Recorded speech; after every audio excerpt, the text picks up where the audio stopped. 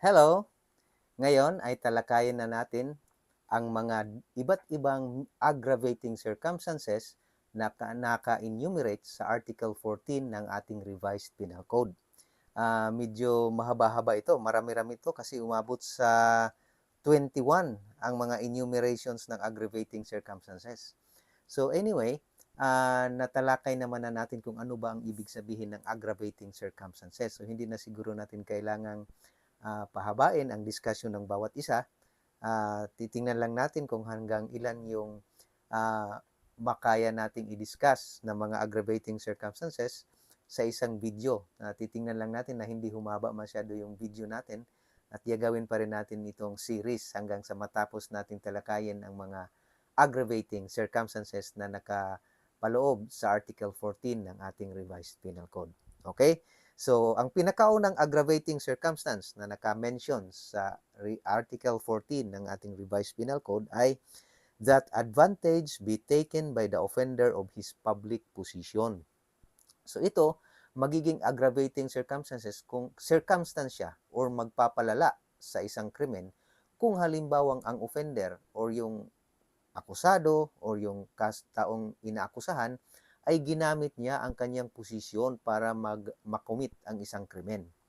So, nagiging aggravating ito kasi dahil sa paggamit niya ng kanyang posisyon, pag-abuso sa kanyang posisyon ay napabilis niya na nagawa niya ng mabilis yung krimen na inaakusa sa kanya. Kaya siya aggravating circumstances. Pero magiging aggravating circumstance ito kung ginamit ito as a means para makomit ang isang krimen. Ginamit ang posisyon para as a means para makomit ang isang krimen.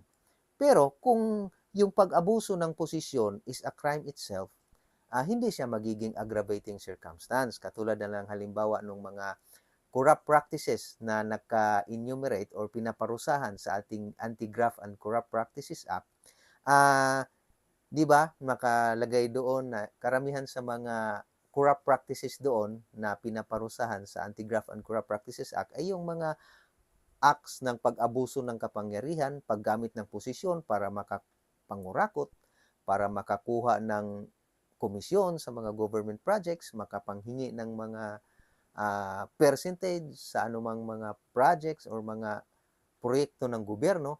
So, yun, ang paggamit ng posisyon is a crime itself dahil pinaparusahan yon ng Anti-Graft and Corrupt Practices Act.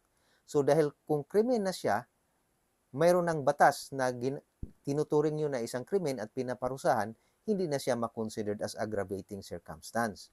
Pero kung halimbawang ibang krimen ang nagawa, hindi siya, yung krimen na nagawa ay hindi siya, yung nagawa ay, yung ibang krimen ang nagawa na hindi naman element ang paggamit ng posisyon or pag-abuso sa posisyon, doon siya magiging aggravating circumstance. Okay? So, yun yung nakalagay sa number 1. Ang number 2 naman, ang nakalagay, that the crime be committed in contempt of or with insult to the public authorities. So, kumbaga, hindi na ginagalang, ginawa yung krimen para i-contempt or para insultuhin ng isang public authority, yung bang hindi ginagalang ang isang otoridad, kaya ginawa yung krimen.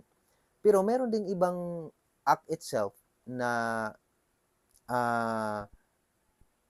krimen din ito mismo. So kung krimen mismo yun, hindi na siya magiging aggravating. Pero kung ginamit yun, yung pang-iinsulto, kung hindi na ginagalang yung authorities para makumit ang isang crime, doon siya magiging aggravating circumstance. Katulad na lang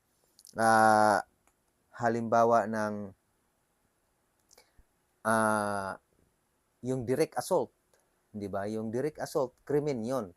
Kumbaga, hindi ginagalang yung otoridad.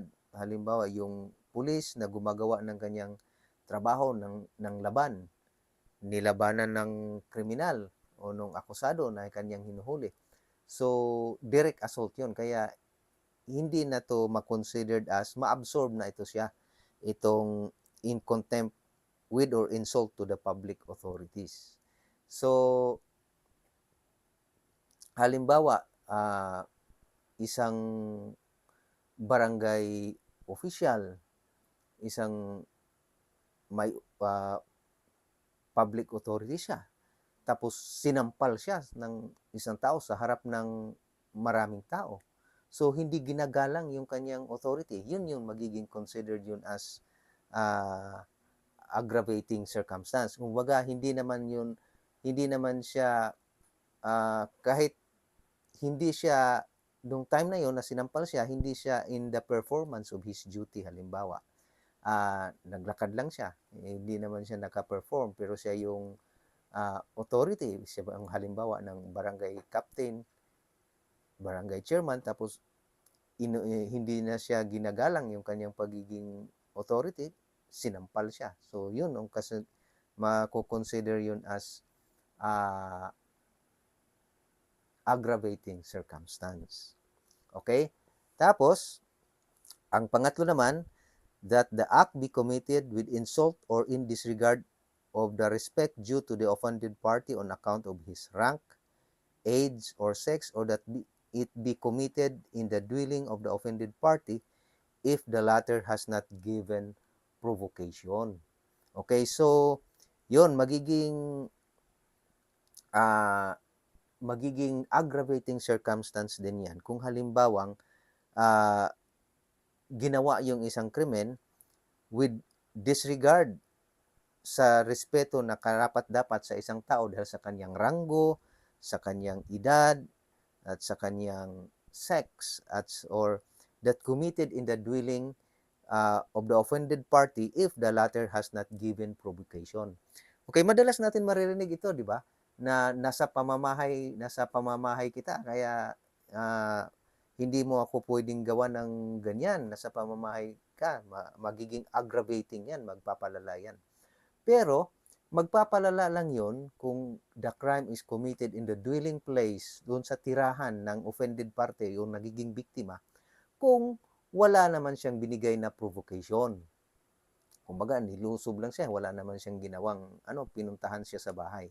Pero kung halimbawang mayroong provocation on his part, siya ang nagpo-provoke doon sa offender para gumawa ng krimen laban sa kanya doon sa kanyang pamamahay mismo, hindi magiging aggravating itong dwelling place. Okay? So, kailangan walang provocation para magiging aggravating itong uh, dwelling place. So, yan lang muna ang talakayin natin ngayon. Talakayin naman natin ang mga susunod pang ang mga iba't iba pang mga aggravating circumstances sa susunod nating video para hindi masyadong humaba yung ating video.